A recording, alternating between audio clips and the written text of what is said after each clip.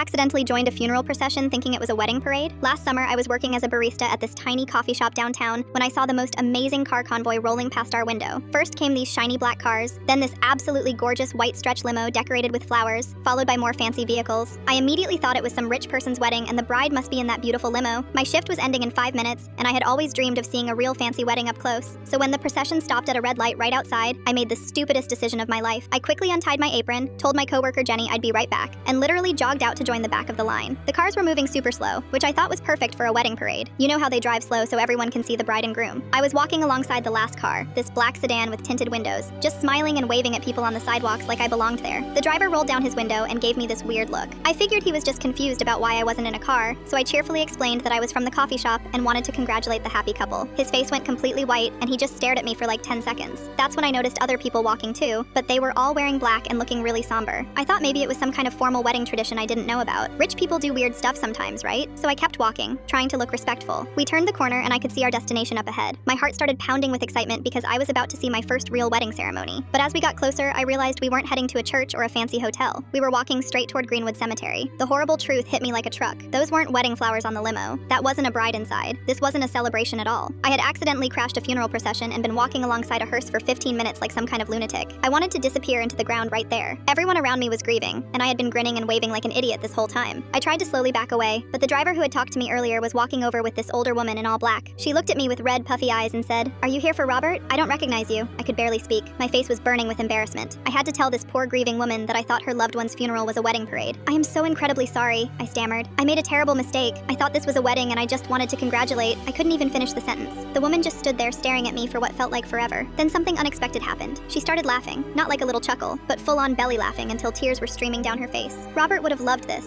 she said between laughs. "He always said life was too serious and people needed more joy. Here you are bringing celebration to his send-off." She wiped her eyes and smiled at me. "You know what? You should stay. Robert would want someone here who's happy." So I ended up attending a complete stranger's funeral, and it was actually beautiful. During the service, Robert's sister told everyone about my mistake, and the whole crowd started laughing. Apparently, Robert was known for mixing up events too. He once showed up to a birthday party in a tuxedo because he thought it was a wedding. After everything was over, Robert's family invited me to the reception. I spent the afternoon hearing amazing stories about this man I'd never met but felt like I knew. His nephew even said I reminded him of his uncle's spirit.